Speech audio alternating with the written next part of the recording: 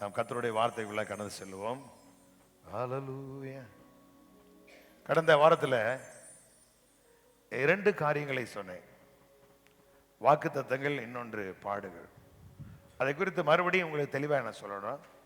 இந்த வருஷத்தின் துவக்கத்தில் இருக்கிற நாம சில காரியங்களை நாம் சரி செய்து கொள்வோமானால், இல்லாட்டினா சரியை அறிந்து கொள்வோம் அப்படின்னா வாழ்க்கையில் நம்ம வெற்றியை நோக்கி பயணிப்போம். இல்லை சில காரியங்கள் நம்ம சரியாக தவறாக புரிஞ்சுக்கணும் அப்படின்னா இந்த வார்த்தை நம்மளுக்கு வேலை செய்யாது. இந்த கிறிஸ்தவர்கள் எல்லாம் நல்லா கவனிக்கணும். கிறிஸ்தவர்கள் தங்களுடைய முயற்சியிலே வாழ பார்க்குறாங்க. இப்போ நான் என் முயற்சியில் ஊழியம் செய்ய பார்க்குறேன். சில ஆட்கள் ரொம்ப வஞ்சகமாக பேசி அப்படின்லாம் செய்வாங்க, எல்லாம் ஓடும். ஆனால் அது ஒரு குறிப்பிட்ட காலகட்டங்கள் வரும்போது அதோட வெளிப்பாடு தெரிய ஆரம்பிச்சிடும். அப்போ நீங்கள் நானும் நம்முடைய பலத்தில் வாழ்றதை காட்டிலும், நம்முடைய கிரியைகளில் வாழுகிறதை காட்டிலும் கர்த்தருடைய கிருபையில் வார்த்தையில் வாழ நீங்கள் கற்றுக்கொள்ளணும். வார்த்தையில் வந்துடணும். வார்த்தையில் வந்துட்டீங்க அப்படின்னா நம்மளை தொடர்ந்து வருகிற ஒரு கட்டிடம் சரியாக இருக்கும் அப்படின்னா அதுக்கு மேலே நீங்கள் கட்டிக்கொண்டே போகலாம். இல்லை ஃபவுண்டேஷன் வீக்காக இருக்குது அப்படின்னா மேலே நீங்கள் பில்டப் பண்ணவே முடியாது, அவ்வளோதான். அதுவே என்ன அப்படிங்கிறது பார்த்துக்கிட்டு சந்தேகத்தில் உட்காந்துருக்கோம். அப்போ அதே போல் நம்முடைய வாழ்க்கையில் நாம் சரியான காரியங்களை அறிந்து கொண்டு கடவுளுடைய வார்த்தையில் நம்ம வாழ கற்றுக்கொள்வோம் அப்படின்னா நிச்சயமாக நமக்கு பின்னாடி வர நம்முடைய சந்ததிகள் அதன் மேலே கட்டப்படுவாங்க. உங்கள் விசுவாசத்தை அவங்க ஃபாலோ பண்ணுவாங்க. அடுத்த தலைமுறைகள் என்ன செய்யும், வாழ்ந்து கொண்டே இருக்கும். இல்லாட்டா கொஞ்சம் லேசாக அப்படி சுற்றி நீங்கள் பார்த்தீங்க அப்படின்னா நிறைய ஆவிக்குரிய வாழ்க்கையில் ஆட்களுடைய வாழ்க்கையில் ஒரு பெரிய வீழ்ச்சியில் தான் நிற்கிறாங்க எல்லாருமே. ஏன்னா அதனால் காரணம் என்ன அப்படின்னா அவங்களுடைய பாவமோ அவங்க எதுவுமே செய்யலை அப்படிங்கிறது இல்லை. எல்லாம் நல்லா செஞ்சாங்க, நல்லா உபவாசம் போட்டால் நல்லா பண்ணாங்க. ஆனால் என்ன அப்படின்னா கர்த்தருடைய காரியங்களை சரியாய் அறிந்து கொள்ளாமல் அவர்கள் புரிதல்கள் தவறாக இருக்கிறதுனால வாழ்க்கையில் அவங்களால அடைய வேண்டிய இலக்கை அடையாமல் போய்விடுகிறார்கள். அதனால் ஒரு பெரிய பாதிப்பு அவருடைய வாழ்க்கையில உண்டாகிறது. அதனால் தேவனுடைய காரியங்கள், இந்த வாக்குத்தத்தங்களை குறித்து நீங்கள் ரொம்ப தெளிவாக இருக்கணும். பழைய ஏற்பாட்டுக்கு புதிய ஏற்பாட்டுக்கு என்ன அப்படிங்கிறத நான் 2வது ஆராதனையில் சொல்லலை, முதல் ஆராதனையில் சொன்னேன். பழைய ஏற்பாடு கிரியை. நான் சொல்லி இந்த வார்த்தைகள் படி கேட்டாலும் செய்வீர்களானால் இப்பொழுது சொல்லப்படுகிற ஆசீர்வாதங்கள் எல்லாம் என் வார்த்தைகளை கேட்டு அதன்படி நீங்கள் நடப்பீர்களானால் அதனால் நீங்கள் பிழைப்பீர்கள் அப்படிங்கிற அதுக்கெல்லாம் உங்களுக்கு வசனத்தை நான் கோட் பண்ணேன். லேவியர் 18:4-5. என்னுடைய நியாயங்களின்படி செய்து என்னுடைய கட்டளைகளை கைக்கொண்டு நடவுங்கள், நான் உங்கள் தேவனாகிய கர்த்தர் ஆகையால் என் கட்டளைகளின் நியாயங்களையும் கைக்கொள்ள கடவீர்கள், அவைகளின்படி செய்கிறவன் அவைகளாலே பிழைப்பான் அப்படிங்கிறார். அப்ப செய்யல அப்படின்னா என்ன அப்படின்னா அது வாழ முடியாது, அதனால பிரச்சனை வரும். அப்ப அதான் ஆண்டவர் சொல்றாரு, இந்த வார்த்தையின்படி செஞ்சீங்கன்னா உங்களுக்கு ஆசீர்வாதம், செய்யாட்டினா சாபம். கடைசியா முடியல மோசே இந்த நியாயப்பிரமாண புத்தகத்தை வாசித்து முடிக்கும் பொழுது அவங்க எல்லாரும் ஆமேன்னு சொன்னாங்க. ஆமேன்னு சொன்னதுனால அவங்க வாழ்ந்தா நடக்கும், வாழாட்டினா பாதிப்பு, இப்படி நடந்துகிட்டே இருக்கும். அதை யாராலும் அவாய்ட் பண்ணவே முடியாது. அப்ப பழைய ஏற்பாடு என்ன அப்படின்னா இந்த வார்த்தைகள் படி கை கொண்டு நடந்து அவன்படி செய்கிறவன் எவனும் அவைகளாலே பிழைப்பான் அப்படிங்கிறார். அப்ப பழைய ஏற்பாடு கிரியை முன்னாடி இருக்கும், அடுத்த வாழ்க்கை மற்ற காரியங்கள் பின்னாடி வரும். ஆனா புதிய ஏற்பாடு வரும் பொழுது கிரியை அல்ல, கிருபை. அது என்ன கிருபை அப்படின்னா விசுவாசத்தினால் நீதிமான் சொல்லுங்க, தன் விசுவாசத்தினாலே நீதிமான் பிழைப்பான். சொல்லுங்க, விசுவாசத்தினாலே நீதிமான் பிழைப்பான். அப்ப பழைய ஏற்பாடு கிருபை கிரியை முன்னாடி இருக்கு, அதுக்கப்புறம் கிரியை வாழ்வு இருக்கு. புதிய ஏற்பாடு வரும் பொழுது நீ எப்படிப்பட்ட வாழ்வை அடைந்திருக்கிறீர்கள், எப்படிப்பட்ட மேன்மையை கர்த்தர் உங்களுக்கு வைத்திருக்கிறார் அப்படிங்கிறது முதல்ல வரும். 2வது எப்படி சொல்ல நீங்கள் அழைக்கப்பட்ட அழைப்புக்கு பாத்திரவான்கள் நடந்த அப்படின்பார். இப்ப நீ பாத்திரவாத நட அழைக்கப்பட்டிருக்காரு சொல்லல, அழைக்கப்பட்ட அழைப்புக்கு பாத்திரவான்களை நடந்து அப்படின்னா உங்களை கர்த்தர் மகிமையான வாழ்வுக்கு, மேன்மையான வாழ்வுக்கு, உயர்வான வாழ்வுக்கு அழைச்சிருக்கிறாரு. அந்த வாழ்வை பெற்றுக்கொள்ளும்படி பாத்திரமா நட அப்படிங்கிறார். அங்க பாத்திரமா நடந்தா அந்த வாழ்க்கை உனக்கு, இங்க உனக்கு வாழ்க்கை கொடுக்கப்பட்டிருக்கு. ஆக என்ன செய்யறது, பாத்திரமா நட. நல்லா புரிஞ்சுக்கணும். அப்ப புதிய ஏற்பாடு வரும் பொழுது வாக்குத்தத்தங்கள் எல்லாம் சொல்லுங்க, என்னால் எல்லாம் சொல்லுங்க, என்னால் தேவனுக்கு மகிமை உண்டாகும்படி வாக்குத்தத்தங்கள் எல்லாம் கிறிஸ்துவுக்குள் ஆம் என்றே இருக்கிறது. அதை போடுங்க. 2 கொரிந்தியர் 1:20. எங்களால் தேவனுக்கு மகிமை உண்டாகும்படி தேவனுடைய வாக்குத்தத்தங்கள் எல்லாம் இயேசு கிறிஸ்து பொதுமொழிவர் போடு. ஆம் என்றும் அவருக்குள் ஆமென் என்றும் இருக்கிறது. இப்ப நாம இந்த வசனத்தை ஆம் என்றும் ஆமென் என்று சொல்லிட்டு போயிட்டே இருக்கிறோம். நான் வாசிக்கிறேன் பாருங்க. அவர் சொல்லும் ஆம் வழியாக, அதுக்கு மேல போனீங்கன்னா அவர் ஆம் என்றும் இல்லை என்று இல்லாமல் ஆம் என்றே இருக்கிறார் அப்படின்னு இருக்கு. அப்ப தேவன் எப்படி இருக்கிறாருன்னா ஆம் என்றே இருக்கிறார். அப்ப அவர் சொல்லும் ஆம் வழியாக, கண்ணே பாருங்களேன், கடவுள் வாக்குத்தத்தங்களை சொல்லி கிறிஸ்துக்குள்ள கொண்டாந்து வச்சு அதெல்லாம் என்ன பண்ணிட்டாரு, ஆம் அப்படின்னு சைன் போட்டார், சொல்லிட்டார். அவர் சொல்லும், நீங்க சொல்றது இல்ல, அவர் சொன்ன ஆம் வழியாக கடவுளர் எல்லா வாக்குறுதிகளும் நிறைவு. எல்லாரும் சொல்லுங்க, தேவன் சொல்லும் ஆம் வழியாக தேவன் அருளும் எல்லா வாக்குறுதிகளும் நிறைவேறுகின்றன. சொல்லுங்க, நிறைவேறுகின்றன. அதனால் நான் ஆண்டவரை போற்றி புகழும் போது அவர் வழியாக ஆமேன் என்று சொல்லுகிறேன். சொல்லுங்க, சொல்லுகிறேன். அப்ப ஆம் என்று ஆமென் என்று சொல்லாம வாக்கு தத்தங்கள் அவர் ஆமுன்னு சொல்லிட்டாரு. நீங்க சொல்ல வேண்டியது என்ன அப்படின்னா ஆமேன். ஜோசுவா நல்லாவே இருப்பான். சொல்லுங்க, ஆமேன் சொல்லுங்க. நீங்க நல்லாவே இருப்பீங்க. பக்கத்துல பார்த்து சொல்லுங்க, நல்லாவே இருப்பீங்க. உஷாரா இருக்கணும். எல்லாம் சொல்லுங்க, பக்கத்துல பார்த்து சொல்லுங்க, ஆமேன். நீங்க நல்லாவே இருப்பீங்க, நல்லாவே இருப்பீங்க. அதான் மூஞ்சிய பாரியா, பக்கத்துல மூஞ்சிய பாரு, வெக்கப்படக்கூடாது. ஒருத்தர் பாருங்க பார்ப்போம். ஆமே, உஷாரா இருக்கணும். ராஜேந்திரா தட்டி விட அவனை, சோத்தோட சாத்து விடு. ஆமே சொல்லுங்க, பக்கத்துல கைப்பிடி சொல்லுங்க, ஆம் ஆம் என்றே இருக்கிறது. ஹல்லேலூயா. அப்ப இதுல எந்த விதமான காம்ப்ரமைசிங் பண்ணவே கூடாது. ரொம்ப கவனமா இருக்கணும். பெரிய ஆளுக்கு சொல்ற நினைச்சிடக்கூடாது. வசனத்தை நீ சரியா புரிஞ்சுக்கிறன்னு அவன் வாக்குத்தத்தை நிறைவேறுவதற்கு நீங்கள் செய்ய வேண்டியது என்ன அப்படி யாராவது கேட்டுக்கிட்டு பேசிக்கிட்டு இருப்பாங்கன்னா நீங்க கேட்டுக்கிட்டு உட்காந்துருக்க என்ன. அப்ப இது அப்படி கேட்கும்போது என்ன ஆகும் அப்படின்னா, உங்களுடைய கேட்கிற காரியங்கள் தப்பா இருக்கிறதுனால வேன் சொல்லுது, கேட்பதை குறித்து கவனமாயிரு அப்படிங்கிறார். நம்ம என்ன பண்ணுவோம், நான் கேட்பேன் அப்படின்னு போகக்கூடாது. இப்போ எனக்கெல்லாம் என்ன அப்படின்னா, கேட்கும் பொழுது எனக்கு தெரியுது, அதை ஏற்றுக்கொள்ளவே என்னால் மறுக்குது, என் உள்ளம். அப்போ நீங்கள் ஒரு தம்பி சொன்னா பாருங்களேன், இந்த காரியங்களை பேசிட்டு இருக்கும் பொழுது அவன் சொல்கிறான், கேட்கும் பொழுதே நம்மளுக்கு ஒரு அதை அப்படி நானே எனக்கு நிறைய ஒரு பயம் வருது, ஒரு வழி விளையிருமோ அப்படின்னு சொல்லி அப்படிங்கிறான். இல்லை இல்லை இல்லை. அப்போ என்ன அப்படின்னா, அந்த மாதிரி தவறான காரியங்கள் செய்யக்கூடாது, கேட்கக்கூடாது. நீங்கள் அவங்க சொல்லுவாங்க, இந்த வாக்குத்தை நிறைவேறுவதற்கு ஆண்டவர் சொன்னார் 7 காரியங்கள் 8 காரியங்கள்.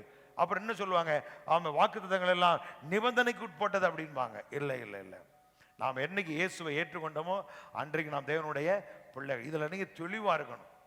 ஆமென் சொல்லுங்க பார்ப்போம். ஹல்லேலூயா. சொல்ல, கர்த்தர் மேய்ப்பராக இருக்கிறார், நான் தாழ்ச்சி அடையேன். சொல்ல, நான் தாழ்ச்சி அடையேன், நான் கர்த்தரை நம்பி இருக்கிறேன், நான் வெட்கப்பட்டு போக மாட்டேன். அவ்வளவுதான். ஆமென் சொல்லிட்டு போயிட்டே இருங்க. ஆமென் சொல்ல சொல்ல சொல்ல இந்த வார்த்தை உங்களுக்குள்ள கிரீசி ஆரம்பிக்கும். இந்த வாக்குத்தத்தங்களை நீ வாழ ஆரம்பிச்சிருவீங்க. அப்புறமா சொல்லுங்க, எல்லாம் ஒன்றும் இல்லைப்பா அவருடைய வார்த்தைப்பா அப்படிங்கிற இடத்துக்கு நீ வந்துடுவீங்க. அப்ப வாக்குத்தத்தங்கள் அப்படின்னு வரும் பொழுது நிபந்தனை அற்ற வாக்குத்தத்தம், இதான் புதிய ஏற்பாடு சத்தியம். அப்ப இல்லையே எல்லாரும் இப்படி சொல்றாங்களே அப்படின்னு சொன்னீங்கன்னா, உங்க கையில் பைபிள் இருக்கு, நான் சொன்னது சரியா அப்படிங்கிறது அவங்கள்ட்ட கேளுங்க, ஒன்றும் பிரச்சனை இல்லை. அவங்கள்ட்ட கேளுங்க, இப்படி இருக்கு என்னன்னு கேளுங்க, அவங்க அது பரிசு சொல்லுவாங்க.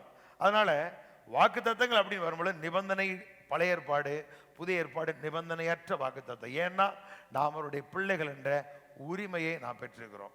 பிள்ளைகளானால் சுதந்திரவாளி, சுதந்திரவாளி ஆனால் கிறிஸ்துவுக்குள் சொல்லுங்க உடன் சுதந்திரர்களாக இருக்கிறோம். இப்ப இதை குறித்த தெளிவான அறிவு வெளிப்பாடு இருக்கணும்.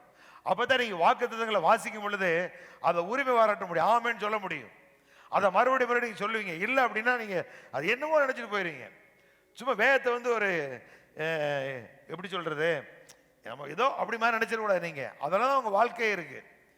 அதை வாசிக்க வாசிக்க வாசிக்க அதை நீங்க அறிய அறிய அறிய தேவனுடைய அந்த நினைவுகளோடு கூட நீங்க இணைஞ்சிடணும். இப்படித்தான் நீங்க இருப்பீங்க, உங்க வீடு இப்படித்தான் இருக்கும். எவ்வளவு நல்ல ஆண்டவர் பாருங்க. அதையெல்லாம் நீங்க பார்க்க பார்க்க உங்க மைண்ட் அதவே பார்க்க அப்படி யோசிக்கணும். அப்படி வரும் பொழுது ஆட்டோமேட்டிக்கா தன் காலத்துல அது வேலை செய்ய ஆரம்பிச்சிடும். அதுக்கப்புறம் நீங்க ஸ்மூத்தா இருப்பீங்க. வாழ்க்கையே உங்களுக்கு ரொம்ப நிறைவா போயிட்டே இருக்கு. ஒரு நாளும் இந்த உலகத்தை குறித்து கவலைப்பட மாட்டேன், அந்த இடத்துக்கு வந்துடுவீங்க. ஆக வாக்கு தத்தங்களை குறித்து நீங்க ரொம்ப தெளிவா இருங்க. ஆமா, அது எப்படி நிறைவேறும், இஷ்டத்துக்கு வாழ்ந்தா ஆண்டவர் தந்துருவாரா இப்படிலாம் கதை சொல்லுவாங்க. நீ இஷ்டத்துக்கு வாழ்ந்தா தருவாருன்னு சொல்லல. முதல்ல வார்த்தை விசுவாசிக்கும் பொழுது வேதம் சொல்லுது, விசுவாசத்தினால் நீதிமான் ஏனெனில் அவன் ஆத்துமா அவனுக்குள் செம்மையானது அல்ல. எங்க ஆபக்குக்கு 2 போடு. இதோ அகங்காரியா இருக்கிறானே, அவனுடைய ஆத்துமா அவனுக்குள் செம்மையானதல்ல, தன் விசுவாச நீதிமான் பிழைப்பான். இத ஆபக்குக்கு நீதிமான்கிற விசுவாச நீதிமான் பிழைப்பான்ங்கிற முதல் வெளிப்பாட்டை சொன்னது யாருன்னா ஆபக்குக்கு தீர்க்கதரிசி மூலமா ஆண்டவர் பேசுறார். அது என்ன? அகங்காரியா இருக்கிறானே அவன் ஆத்துமா செம்மையானதல்ல அப்படின்னா, இப்ப பொதுமொழி வருவாங்க, இதை நம்பாதோர் உள்ளத்திலே நேர்மையற்றவராய் இருப்பர், நேர்மையுடையோர் தம் நம்பிக்கையினால் வாழ்வடைவர். அப்ப நல்லா கவனிங்க, வாக்குத்தத்தங்களை நம்பாத மனிதன் வாழ்க்கையில ஒரு நாளும் நேர்மையாளனா உண்மையுள்ளவனா பரிசுத்தமா வாழ முடியாது. என்ன? அவ யார் ஒருவர் வாக்குத்தத்தங்களை விசுவாசிக்கிறார்களோ அவர்கள் யாரா மாறிடுவாங்க? அந்த வார்த்தை விசுவாசி நேர்மையாளனா இருப்பான் அப்படிங்கிறார். அப்ப பழைய ஏற்பாட்டில் கிரியை செய்ய முடியல, புதிய ஏற்பாட்டில் கிரியை செய்யறதுக்கான வழியை அவரே உண்டாக்கிட்டார். என்ன அப்படின்னா, விசுவாசித்தா போதும் அப்படிங்கிறார். அப்ப என்ன? நான் தேவனுடைய பிள்ளை, தேவனுடைய உரிமையாளர், அவருடைய எல்லாவற்றுக்கும் சொந்தக்காரன் அப்படிங்கிற விசுவாசிக்கிற பொழுது அது உங்களுக்குள்ள கேரக்டரை மாற்றித்தான் அப்புறம் அவுட்புட் வெளியே வரும். வார்த்தை மாம்சமாகி கிருபையின் சத்தியம் நமக்குள்ளே வாழ்ந்தார் அப்படி கிருபை அப்படி சொல்லப்பட்டிருக்கு. அப்போ வார்த்தை நமக்குள்ள மாம்சம் ஆகும் பொழுது நம்முடைய சரீரத்தில், நம்முடைய ஆவியில், ஆத்மாவில் ஒரு பெரிய மாற்றத்தை இது உண்டாக்கிறோம். நமக்குள்ள தேவ சாயலை அது கிரியேட் பண்ணி விட்டுரும். நம்ம நினைக்கிறோம் மாறணும் மாறணும், மாறவே முடியாது. யார் ஒரு கர்த்தருடைய வார்த்தையை விசுவாசிக்கிறாங்களோ, வாக்குத்தத்தங்களை விசுவாசிக்கிறாங்க, அவங்க தான் மாறுவாங்க. அப்ப நீங்க உண்மையா இருக்கணும், அன்பு கூறணும் அப்படின்னா ஒரு நாள் உங்களை அன்பு கூறவே முடியாது, உண்மையா இருக்க முடியாது. தேவன் என் மேல எவ்வளவு அன்பா இருக்கிறாருங்க பார்த்துட்டீங்க அப்படின்னா அடுத்து இங்க அன்பா இருக்க ஆரம்பிச்சிருவீங்க. தேவன் எவ்வளவு நல்லவர் பார்க்க ஆரம்பிச்சிட்டீங்கன்னா நீங்கள் அது மாதிரி மாற ஆரம்பிச்சிருவீங்க. இதான் அது புதிய ஏற்பாடு காரியங்கள். அப்ப வாக்குத்தத்தங்களை குறித்து ஒரு நாள் நீங்க குழப்பம் அடையவே கூடாது. இது எனக்குரியதா. சில ஒரு நாள் ஒரு அம்மா போன் பண்ணிச்சுன்னா பாருங்களேன், அது என்ன வார்த்தையை பேசுறது அப்படின்னா, சரி என்ன வேற என்னத்தை பேச சொல்றிய, அது நமக்குன்னு ஆண்டவர் ஸ்பெசிஃபிக்காக கொடுப்பாரு அப்படின்னு அது சொல்லப்படுற வாக்குத்தத்தங்கள் எல்லாம் அப்படிங்கிறாரா, இவங்க நமக்குன்னு தனி ஸ்பெசிஃபிக்காக கொடுப்பாராம். நீ போய் ஸ்பெசிஃபிக்காக பார்க்கணும், நாங்கள் போயில பார்க்குறோம், அந்த அப்படியான்னு வந்துக்கிட்டு இருக்கு பேச்சு இழப்பாரு. அப்போ என்ன சொல்றாங்க, அது வாக்குத்த ஸ்பெசிஃபிக் நமக்குன்னு தனிப்பட்ட விதத்தில் கொடுப்பாராம். அவர் எவ்வளவு பெரிய விளக்கரையும் கொடுத்து மீட்டு எடுத்து இந்த வாக்குத்தத்தங்களுக்கு நம்மளையெல்லாம் சொந்தக்காரனை மாற்றி வச்சிருக்கிறாரு. இதை விட்டு தனியாக உங்கள்கிட்ட பேசுவார். எப்படி ஆபிரகாம்கிட்ட பேசுகிற மாதிரியா? அப்போ அது வரைக்கும் வெயிட் பண்ணிகிட்டே இரு, சுகர்லேயே சீன் ஆயிடுவிய. அதனால் வாழ்க்கையிலலாம் நீ சரியாக புரிஞ்சுக்கிறோன்னு ஆண்டவர் தனிப்பட்ட விதத்தில் பேசுவார். அதுவும் நமக்குரியது அல்லாட்ட நமக்குரியது இல்லை அப்படின்னு சொல்லவில்லை. வாக்குத்தத்தங்கள் எல்லாம் சொல்லுங்க, வாக்குத்தத்தங்கள் எல்லாம் கிறிஸ்துவுக்கு ஆமென்றே இருக்கிறது. சொல்லுங்க, வாக்குத்தத்தங்கள் எல்லாம் அவ சுகத்தை குறித்த, நீடிய வாழ்வை குறித்த, என்ன செழிப்பை குறித்த. கடந்த நாட்களை பாருங்களேன், ஒரு பெரிய ஊழியர் பேசுகிறார். இரவு ஜபத்தை லேசா பார்ப்பேன், என்னன்னு பார்க்குறேன். அப்போ பிரசங்கம் பண்ணிக்கிட்டு இருக்கிறான். கொஞ்ச நேரம் கேட்டேன் என்ன அப்படின்னு. அவர் என்ன சொல்றாரு, மரணம், ஸ்தேவானுக்கு வந்த மரணம் நல்ல மரணம், அதனால தான் ஆண்டவர் எழுமி நின்று அவரை வரவேற்றார் அப்படிங்கிறார். அடுத்து இயேசுநாதருக்கு வந்த மரணம் நல்ல 33 வயசுல அவர் மரிச்சார். ஏன் அதுக்கப்புறம் 100 வயசுல மறிக்கணுமோ? அவரு 33 வயசுல மறிச்சாரு, நல்ல மரணம். அவனுக்கு நல்ல மரணம். அப்ப என்ன சொல்றீங்க, எல்லாம் போச்சேருங்க நீங்களாம், நாங்களாம் பின்னாடி வர்றோம். அப்ப நல்லா புரிஞ்சுக்கிறேன்னு, ஸ்தேவானுக்கு நல்ல மரணம் அப்படிங்கிறத மரிச்சாரு, ஆண்டவர் ஏற்றுக்கொண்ட உண்மைதான். ஆனா ஏன் மரணம் சம்பவித்ததுங்கிறத உங்களுக்கு நான் சொல்லியிருக்கிறேன். வசனம் என்ன சொல்லுது பாருங்களேன். இப்ப எப்படி சொல்றது, அது அந்த நாட்கள்ல அவங்க இருந்த அந்த வேகம், அந்த உற்சாகத்தில் அவங்க எல்லாம் அப்படி செஞ்சாங்க. எபிரேயர்ல போனீங்க அப்படின்னா, எபிரேயர் 11:35 இந்த ஸ்திரீகள் சாக கூட தங்களுடையவர்களை உயிரோடு இருக்க பெற்றார்கள், வேறு சிலர் மேன்மையான உயிர்த்தெழுதலை அடைந்தார்கள். 35 மறுபடியும் வாசிங்க எல்லாரும். சொல்ல, ஸ்திரீகள் சாக கொடுத்த தங்களுடையவர்களை உயிரோடு எழுந்திருக்க. இதெல்லாம் ஆதி திருச்சபையில் நடந்த காரியங்கள். சாக கொடுத்த தங்களுடையவர்களை உயிரோடு எழுந்திருக்க பெற்றார்கள். செத்து போனவர்களை விசுவாசத்தினால் என்ன செஞ்சாங்களா, உயிரோடு இருக்க பெற்றாங்க. அடுத்துறாரு வேறு சிலர் அப்படிங்கிறார். ஒரு கூட்டம் செத்து போனவன விசுவாசத்தில் தெளிய கொண்டு வந்துருச்சு. இப்ப ரீசெண்டா நைஜீரியாவில் ஒரு சம்பவம் நடந்துச்சு பாருங்க. ஒரு ஊழியக்காரர் இறந்துட்டாரு. அந்த அம்மா விசுவாசிக்கிறவன் மரித்தாலும் பிழைப்பான், உயிரோடு வந்து விசுவாசிக்கிறவன் மறியாமல் இருப்பாங்க. அந்த வார்த்தையை வச்சு அந்த அம்மா மார்ச்சரில் போஸ்ட்மார்ட்டம் பண்ணி கொண்டு வந்து வர வீட்டில் வச்சு, அதுக்கப்புறம் பாஸ்டர் கிறிஸ்துவனுடைய கூட்டத்தில் அவன் கொண்டு போவோம்னு சொல்லி கொண்டு வந்து கூட்டத்துக்கு உள்ளே போக முடியாமல் அண்டர் கிரவுண்டில் கீழே கொண்டாந்து வச்சு பார்த்தா அந்த மனுஷன் எழுப்பிட்டார். செத்து போய் 6 நாள் கழிச்சு, ஏசுனார் 4 நாள் கழிச்சு போய் லாசர் எழுப்பிட்டு வந்தார். இவன் 6 நாள் கழிச்சு எழுப்பிட்டார். இன்னைக்கு அவர் ஊழியர் எடுத்து போய் பாட்டு பாருங்க, உள்ளே இருக்கு, அதெல்லாம் காமிக்கிறாங்க வீடியோவில். அங்கே உள்ள சிசிடிவி கேமரா உள்ளதெல்லாம் எடுத்து காமிக்கிறாங்க.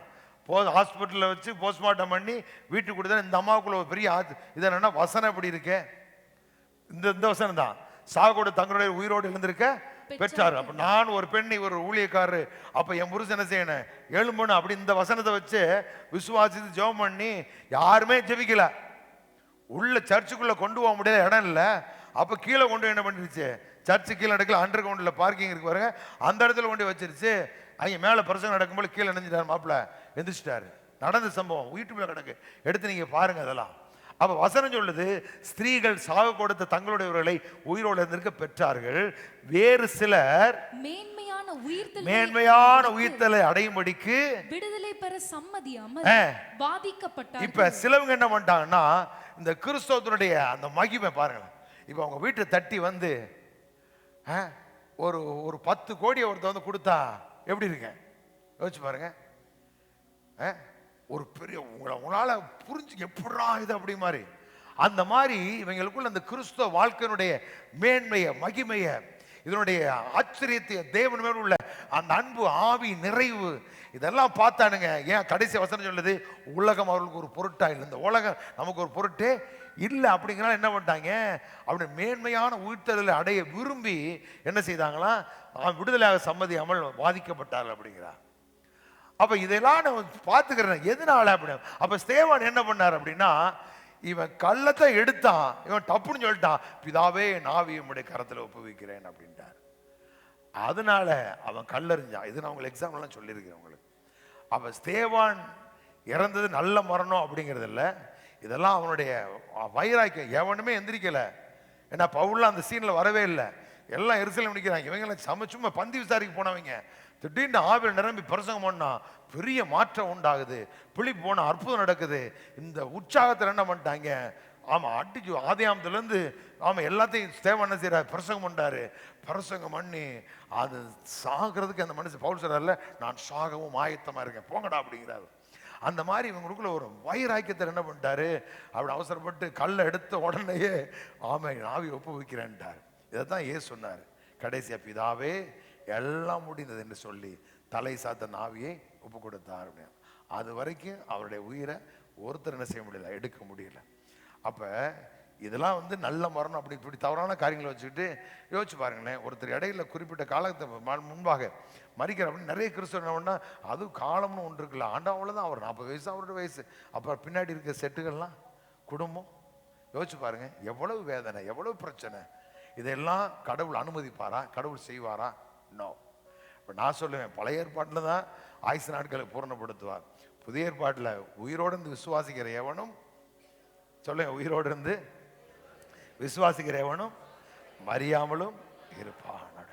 அப்போ இந்த மாதிரிலாம் சொல்லும் பொழுது நீங்கள் கேட்டுட்டு பரவாயில்ல உங்கள் வீட்டுக்கார் நல்ல மரணம் அடைஞ்சிட்டாரு அப்படின்னு யாரையும் சொல்லிடக்கூடாது. அப்படி நம்ம தேவன் யாரையும் கஷ்டப்படுத்துறதில்ல. அதனால் ஒரு நாளும் நம்ம வாழ்க்கையில் அந்த எப்படி சொல்ற நல்ல வாழ்க்கை வாழ்ந்து விருதாப்பிய வயதில் நீங்கள் வாயத்தோடு சொல்லணும், எனக்கு போதுங்க கர்த்தாவே அப்படின்னு சொல்லி. அப்படி தான் பவுலும் பேதெல்லாம் சொல்லித்தான் போனாங்க. நான் சீக்கிரம் போக போகிறப்பான்னு சொல்லிட்டு போனாங்க. நம்மெல்லாம் அறக்க பறக்க என்ன செய்யக்கூடாது, தவிக்க விட்டுட்டு போகக்கூடாது. அப்போல்லாம் வார்த்தையை நீ சரியாக புரிஞ்சுக்கிறேன்னு, வாக்கு தத்தங்களை வார்த்தையில தான் வாழ்வு இருக்குது, ஜீவன் இருக்குது. உலகத்தில் ஊறுபட்ட வியாதி வேலை செஞ்சுக்கிட்டு இருக்கு. கர்த்தருடைய வார்த்தை விசுவாசிக்க நாம் நிச்சயமான செய்வோம் பிழைப்பு. இன்னொரு காரியம் இருக்கு, பாடுகள் அப்படிங்கிறத பற்றி பேசணும். இந்த பாடுகள் அப்படிங்கிறது கிறிஸ்தவ வாழ்க்கையில் பாடுகள் இல்லாமல் வாழ்க்கை இல்லை, வாழ்க்கை இல்லை இப்படி சொல்லி சொல்லி சொல்லி மக்கள் வந்து பாடுகள்னாலே அப்படித்தான், கிறிஸ்தவ வாழ்க்கைனால பாடுகள் தான் அப்படிங்கிறத மைண்டு அவங்க செட் ஆயிடுச்சு அவங்களுக்கு. அதனால என்ன பண்றாங்க, சில பாடுகள் வரும்பொழுது ஆண்டவரே இந்த பாடுகளுக்காக உங்களுக்கு ஸ்தோத்திரம் அப்படின்னு சொல்லிடுறாங்க. அப்படி சொல்லும்போது என்ன ஆயிரும் அப்படின்னா, அது ஒரு நாள் உங்களை விட்டு போகாது, அப்படி இருந்துகிட்டே இருக்கும். அப்ப நான் வாழ்க்கையில இந்த பாடுகளை குறித்து நீ சரியா புரிஞ்சுக்கிட்டீங்க அப்படின்னா, ஒரு நாளும் உங்க வாழ்க்கையில அது உங்களை மேற்கொள்ளாது, நீங்கள் அவைகளை மேற்கொள்ளுவீர்கள். எப்படி சொல்றா பாருங்களேன், சங்கீதத்தின் புஸ்தகம் 34:19. நீதிமானுக்கு வரும் துன்பங்கள் அநேகமா இருக்கும், கர்த்தர் அவைகள் எல்லாவற்றிலும் நின்று அவனை விடுவிப்பார். இப்ப இங்க சொல்றாரு, நீதிமானுக்கு வரும் துன்பங்கள் அநேகமாயிருக்கும், அவை எல்லாவற்றிலிருந்து கர்த்தர் அவனை விடுவிப்பா. உங்களோட விசுவாசம் வந்து என் துன்பம் அநேகமாயிருக்கும்னு ஆண்டவர் சொல்லிருக்காருல, அதனால அப்படி சொல்லக்கூடாது. இப்ப என்ன சொல்ல வர்றாருன்னா, நீதிமான் அப்படின்னு ஒரு மனுஷன் இருப்பான் அப்படின்னா, உலகத்தில் ஆண்டவர் சொல்ல வராங்களே, உலகத்தில் உங்களுக்கு உபத்திரம் உண்டு அப்படிங்கிறார். அப்ப உலகம் உங்களை துன்பப்படுத்தும், உலகம் உங்களை வேதனைப்படுத்தும், உலகம் உங்களுக்கு இது பண்ண, ஆனா நீங்க தைரியம் வர, நான் உலகத்தை என்ன செய்தேன், ஜெயித்தேன் அப்படிங்கிறார். அப்ப நீங்க பாடுகளை நம்ப கூடாது. இந்த பாடுகள் மேல் எனக்கு வெற்றியை கர்த்தர் நினைச்சிருக்காரு, வச்சிருக்கிறாங்கிற உங்க விசுவாசமா இருக்கணும். எப்படி? 116 வாசிங்க. 116 சங்கீதம் 9-10 வசனத்தை வாசிங்களேன். நான் கர்த்தருக்கு முன்பாக ஜீவனுள்ளோர் தேசத்திலே நான் கர்த்தருக்கு முன்பாக ஜீவனுள்ளோர் தேசத்திலே நடப்பேன், விசுவாசித்தேன் ஆகையால் பேசுகிறேன், நான் மிகுதியும் வருத்தப்பட்டேன். இப்ப சொல்ல பாருங்களேன், விசுவாசித்தேன் ஆகையால் பேசுகிறேன், நான் மிகுதியும் வருத்தப்பட்டேன். இப்ப என்ன பேசினாரு அப்படின்னா, ஜீவனுள்ளோர் தேசத்திலே ஆர்சியை போடுங்க, உயிர் வாழ்வோர் நாட்டில் ஆண்டவர் திரும்ப நான் என்ன செய்வேன், வாழ்ந்திடுவேன். சொல்லுங்க, நடப்பேன் என்ன, வாழ்ந்திடுவேன். சொல்லுங்க, வாழ்வோர் நாட்டில் நான் வாழ்ந்திடுவேன். இப்ப அடுத்த வருஷம் சொல்றாரு, விசுவாசித்த ஆகையால் பேசுகிறான், மிகுதியும் வருத்தப்பட்டேன். அப்ப வருத்தம் இருக்கு, வேதனை இருக்கு. அந்த வருத்தம் என்ன அப்படிங்கறத பேசல. நம்ம வருத்தத்தை சொல்லியே கலந்தளிக்கிட்டு இருப்போம். நம்ம என்ன பாடுகளை பத்தி பேசிக்கிட்டே கலந்தளிக்கிட்டு இருப்போம். இப்ப அவன் பாடுகள் இருக்கு, வருத்தம் இருக்கு, வேதனை இருக்கு, அதை பேசல. விசுவாசித்தேன் ஆகையால் பேசுறேன். எதை பேசுறேன் அப்படின்னா, வாழ்வோர் நாட்டில் என்ன செய்ய, இந்த பூமியில சொல்ற. எப்படி சொல்றாரு 9 வசனம், நான் ஆண்டவர் திருமணம் என்ன செய்வேன், உயிர் வாழ்வோர் நாட்டில் ஆண்டவர் திருமணம் வாழ்ந்துடுவேன், விசுவாசித்தேன் ஆகையால் பேசுகிறேன் அப்படிங்கிறார். அப்ப எதை விசுவாசிக்கிறாரு, இந்த பூமியில அவர் எனக்கு வைத்திருக்கிற நல்ல வாழ்வை நான் அடைவேன் வாக்கு பண்ணியிருக்கிறார். அப்ப எதை நீங்க விசுவாசிக்கணும் அப்படின்னா, பாடுகளை அல்ல, நல்ல வாழ்க்கையை நீங்க விசுவாசிக்கணும். இப்ப நம்ம என்ன செய்யறோம் அப்படின்னா, அடையில இந்த பாடுகளை பத்தியே நம்ம என்ன செய்யறோம், பெருசா பேசுற நம்ம கேட்கிறோம். அதை வச்சுக்கிட்டு கிறிஸ்தவ வாழ்க்கை என்ன பாடுகள் பாருங்களேன். ஒரு அம்மா ஒண்ணுமே தெரியாது, நம்ம சர்ச்சில் ஒரு சௌகரியை பார்த்துட்டு, நீங்க எப்படி இருக்கீங்க, நல்லா இருக்கேன் அப்படின்னா, என்ன அங்கே சபைக்க போறிய, அங்கே சத்தியம் சரியில்லையே அப்படிங்கிறான். அப்போ அவங்க கூப்பிட்டு வச்சு பேசியிருக்காங்க என்ன அப்படின்னு. இப்போ சத்தியம்னா என்னான்னு என்ன செய்யலை, பேசிக்காவே தெரியல. சும்மா சத்தியம் தெரியல, சத்தியம் அப்போ நீ என்னன்னு சொல்லு அப்படின்னு சொல்ல தெரியாது. அப்போ சத்தியம் நீங்கள் நல்லா புரிஞ்சுங்க. சத்தியம்னா என்ன அப்படின்னா, ஆதி காலங்கள் முதல் தலைமுறையாய் மறைக்கப்பட்டிருந்த தேவனுடைய ரகசியத்தை வெளிப்படுத்துறது தான் சத்தியம். அப்ப சத்தியம்னா அல்லதையா அப்படிங்கிற அந்த கிரேக்க வார்த்தைக்கு என்ன அப்படின்னா, மறைக்கப்படாமல் வெளிப்படுத்தப்படுகிறது. அப்ப பாடுகள் துன்பங்கள் சத்தியம் அல்ல. உனக்கு கிறிஸ்துவ எவ்வளவு பெரிய மேன்மையான வாழ்வு, ஆரோக்கியமான வாழ்வு, செழிப்பான வாழ்வு இருக்குங்கிறத நம்புற வெளிப்படுத்தப்படுகிறது தான் சத்தியம். அப்ப நீங்க சும்மா சத்தியம் தெரியல சொல்லிக்கிட்டு தெரியக்கூடாது. அப்ப பாடுகள் அப்படிங்கிறது நம்முடைய வாழ்க்கையில் இருக்கு, அது மேல உங்க நம்பிக்கை இருக்கக்கூடாது. எதை பாருங்க, நீங்க 2 கொரிந்தியர் 4ஆம் அதிகாரத்தை வாங்களேன். அதை நான் உங்களுக்கு சொல்றேன். 2 கொரிந்தியர் 4ஆம் அதிகாரம் 5 வசனத்தை வாசிங்க. நாங்கள் எங்களையே பிரசங்கியாமல் கிறிஸ்து இயேசுவை கர்த்தர் என்றும், நாங்கள் எங்களை பிரசங்கிக்காமல் கிறிஸ்து இயேசுவை கர்த்தர் என்றும், எங்களையோ இயேசுவை நிமித்தம் உங்கள் ஊழியக்காரர் என்றும், இயேசு நிமித்தம் ஊழியக்காரர் என்றும் பிரசங்கிக்கிறோம். இருளிலிருந்து வெளிச்சத்தை பிரகாசிக்க சொன்ன தேவன், இருளிலிருந்து வெளிச்சத்தை பிரகாசிக்க சொன்ன தேவன் இயேசு கிறிஸ்துவின் முகத்திலுள்ள தமது மகிமையின் அறிவாகிய ஒளியை, தம்முடைய மகிமையின் அறிவாகிய ஒளியை தோன்ற பண்ணும் பொருட்டாக எங்கள் இருதயங்களிலே பிரகாசிக்க பண்ணினார். இந்த மகத்துவமுள்ள வல்லமை எங்களால் உண்டாயிராமல் தேவனால் உண்டாயிருக்கிறது என்று விளங்கும்படி இந்த பொக்கிஷங்களை மண்பாண்டங்களில் பெற்றிருக்கிறோம். மண்பாண்டம் அவசியம் பாருங்களேன். 4ஆம் அதிகாரம் இருளிலிருந்து 6ஆம் வசனம், இருளிலிருந்து வெளிச்சத்தை பிரகாசிக்க சொன்ன தேவன் இயேசு கிறிஸ்துவின் முகத்தில் உள்ள தமது மகிமையின் அறிவாகிய ஒளியை தோன்ற பண்ணும் பொருட்டாக எங்கள் இருதயங்களிலே பிரகாசித்தார். அப்படி சொல்லிட்டு இந்த மகத்துவமுள்ள வல்லமை எங்களால் தேவனால் என்று விளங்கும்படி இந்த பொக்கிஷத்தை மண்பாண்டங்களை பெற்றிருக்கிறோம். அது என்ன, இருளிலிருந்து வெளிச்சத்தை பிரகாசிக்கிற தேவன் அப்படின்னா நான் வாசிக்கிறேன் பாருங்க. T14 ஆங்கில வேதாகமத்தில், அதனால் நாங்கள் மக்களுக்கு போதிக்கும் போது சிலர் சொல்வது போல எங்களை பற்றி நாங்கள் பெருமை பாராட்டிக் கொள்வதில்லை, மாறாக இயேசு கிறிஸ்துவே நம்முடைய கர்த்தர் என்றும் நாங்கள் உங்களுக்கு போதிக்கிறோம். நாங்கள் உங்களுடைய ஊழியர்கள் மட்டுமே. நாங்கள் இயேசுவை கனப்படுத்தி அவர் கீழ்ப்படிய விரும்புகிறோம். 5ஆம் வசனம். இப்ப 6ஆம் வசனம் சொல்றார், தேவன் உலகத்தை படைத்த போது இருள் மட்டுமே. எப்படி இருளிலிருந்து வெளிச்சத்தை பிரகாசிக்க சொன்ன தேவன் இருக்குல்ல, அதை எப்படி சொல்றாங்க? உலகத்தை படைக்கும் போது இருள் மட்டுமே இருந்த இடத்தில் ஒளி பிரகாசிக்க கட்டளையிட்டார். நல்லா கவனிங்க, சொல்றாரு வாழ்க்கையில இருள், உலகத்துல இருள் இருந்துச்சு. இந்த இருள் இருந்த உலகத்துல ஆண்டவர் பார்த்து இருள் இப்படி இருக்கேன்னு சொல்லி பார்த்துக்கிட்டு பேசிக்கிட்டுலாம் இல்லை. இப்ப என்ன செய்யறாரு? ஒளி உண்டாக பிரகாசி கடவுது அப்படின்னு சொல்லி கட்டளையிட்டார். இயேசுவை பற்றிய தம்முடைய செய்தியை நம்முடைய மனக்கண்களில் பிரகாசிக்க ஒரு ஒளியை போல் ஆக்கியவர் அவரே. எப்படி இருள வெளிச்சத்தை பிரகாசிக்க பண்ணாரோ அதே போல இயேசு கிறிஸ்துவில் இருக்கிற அவருடைய முகத்தில் இருக்க மகிமையின் அறிவாகிய ஒளியை நம்முடைய உள்ளங்களில் அவரே தோன்ற பண்ணாராம். அதான் இயேசு 60 சொல்றாரு, ஒளி வந்தது, ஆமா கர்த்தருடைய மகிமை உன்மேல் உதித்தது அப்படிங்கிறார். அப்போ உங்களுக்குள்ள எனக்குள்ள எப்படிப்பட்ட வெளிச்சம் இருக்கு அப்படின்னா, கிறிஸ்துவினுடைய முகத்தில் உள்ள மகிமையின் அறிவாகிய ஒளி. இப்ப என் வாழ்க்கை ஒரு நாள் இருளா இருந்துச்சு, உங்க வாழ்க்கை இருளா இருந்துச்சு. இப்ப நீங்க நான் யாரா இருக்கிறோம் அப்படின்னா, அவர் எனக்குள்ள வந்ததுனால என் வாழ்க்கை வெளிச்சமாய் மாறிவிட்டது. அந்த வெளிச்சம் யாருக்குள்ள இருக்கு? எனக்குள்ள, உங்களுக்குள்ள இருக்கிறார். சரி அவசியம் பாருங்க. ஒளி போல ஆக்கினவர் அவரே. இயேசு மீது விசுவாசம் கொண்ட நாம் அனைவருக்கும் தேவன் இதை செய்திருக்கிறார். மக்கள் கிறிஸ்துவை கண்டபோது தேவன் தாமே எவ்வளவு மகத்துவமானவர் என்பதை அவர்கள் கண்டு கொண்டார்கள் என்பதை நாம் புரிந்து கொள்வதற்காக அவர் செய்தார். அது என்ன இங்க எப்படி போட்டிருக்கு அப்படின்னா, தேவனால் இந்த மகத்துவம் உள்ள வல்லமை எங்களால் உண்டாயிராமல் தேவனால் இருளிருந்து பிரகாசிக்க தேவன் இயேசுக்கு முதல் மகிமையின் அறிவாய் ஒளி தோன்ற பண்ணு பொருட்டாங்க அப்படின்னு ஒன்றும் புரியல. அதுல என்ன எப்படி சொல்றாரு அப்படின்னா,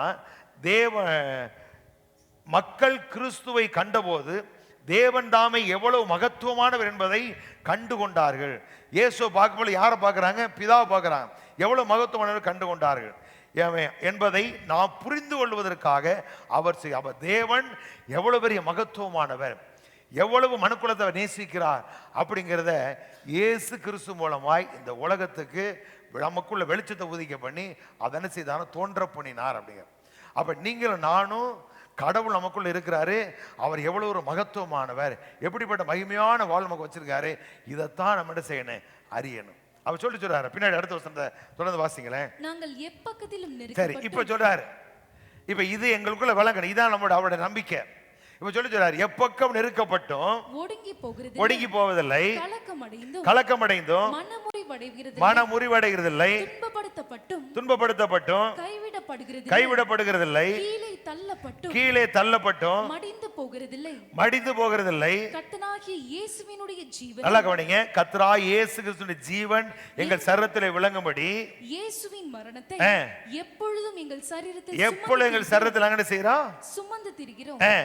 எப்படி சாவுக்கியமான எங்கள் மாம்சத்திலே, எப்படி சாவுக்கியமான எங்கள் மாம்சத்திலே நம்ம சரீரம் எப்படிப்பட்டது அப்படின்னா சாவுக்கு ஏதுவான சரீரம். இந்த சாவுக்கு தான் இந்த மாம்சத்துல இயேசு கிறிஸ்துவின் ஜீவன் விளங்கும்படிக்கு உயிரோடு நாங்கள் எப்பொழுது இயேசு மரணத்தை செய்யறோம், ஒப்புக்கப்பட சொல்றாரு. ஏன் நாங்க இவ்வளவு பெரிய கஷ்டப்படுறோம் அப்படின்னா, அடுத்த வருஷம் சொல்றாரு, மரமானது எங்களிடத்திலும் ஜீவனானது உங்களிடத்திலும் பலன் செய்கிறது அப்படிங்கிறார். இப்ப பவுல் பாடுபட்டார், பவுல் துன்பப்பட்டார். எதுக்காக அப்படின்னா, இயேசு கிறிஸ்துவின் முகத்தில் உள்ள அந்த தேவனுடைய மகிமையின் அறிவாய் ஒளியை தோன்ற பண்ண பொருட்டு. அப்படின்னா தேவன் எவ்வளவு மகத்துவம் உள்ளவர் என்பதை இயேசு கிறிஸ்து மூலம் இந்த உலகத்துக்கு எடுத்து காட்டுவதற்காக, மக்கள் அறிந்து கொள்வதற்காக சொல்றாரு. இதுக்குத்தான் நான் ஊழியக்காரனா இருக்கிறேன், இதைத்தான் நான் செஞ்சுக்கிட்டு இருக்கிறேன். ஆகவே நாங்கள் எப்பக்கம் நெருக்கப்பட்டால் அப்படிங்கிறார். ஏன் நெருக்கப்படுறாரு? மரணமே எங்களுக்கு நேரிடுற மாதிரி இருக்காலும் மரணமானது எங்களிடத்திலும் ஜீவனானது உங்களிடத்தில் அப்படிங்கிறார். அப்ப பவுலுடைய வாழ்க்கையில் எவ்வளவு ஒரு நெருக்கம், மரணமே நேரிடுற ஒரு சூழ்நிலை அவனுக்கு உண்டாகுது.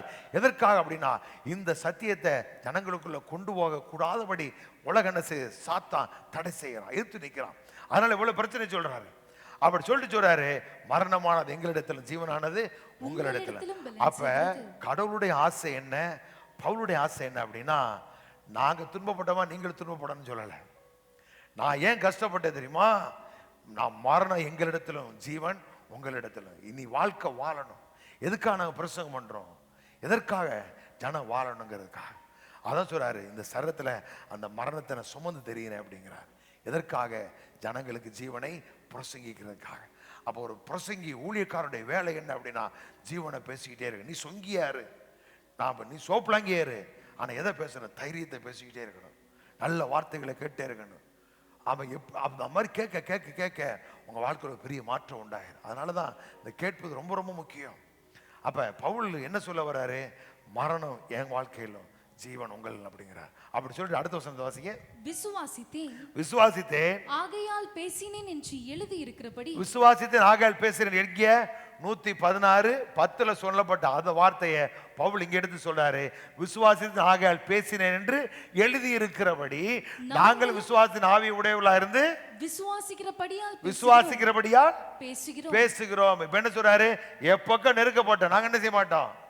சொல்லுங்க. நான் எப்பக்கம் நெருக்கப்பட்டாலும் ஒடுங்கி போவதில்லை, கலக்கமடைந்தாலும் மனமுறிவடைவதில்லை. நான் சொல்லும் பொழுது பின்னர் ரிட்டர்ன்ல வந்துடுறது. துன்பப்படுத்தப்பட்டும் கைவிடப்படுகிறதில்லை, கீழே தள்ளப்பட்டும் மடிந்து போகிறதில்லை. அடுத்து கர்த்தராகிய இயேசு ஜீவன் சரீரத்தில் விளங்கும்படிக்கு இயேசுவின் மரணத்தை எப்போ சரீரத்தில் செய்கிறோம்? சுமந்து தருகிறோம் அப்படிங்கிறோம். அப்ப எதை விசுவாசிக்கிறாரு அப்படின்னா, எப்பக்கம் நெருக்கம் இருக்கு ஆனால் நாங்கள் மடிந்து போக மாட்டோம், கலக்கம் இருக்கு நாங்கள் சோர்ந்து போக மாட்டோம் அப்படின்னு ஏதாவது பேசிக்கிட்டே இருக்கேன். அப்படி சொல்லிட்டு தான் சொல்றாரு, விசுவாசத்தின் ஆகையால் பேசுகிறேன் என்று.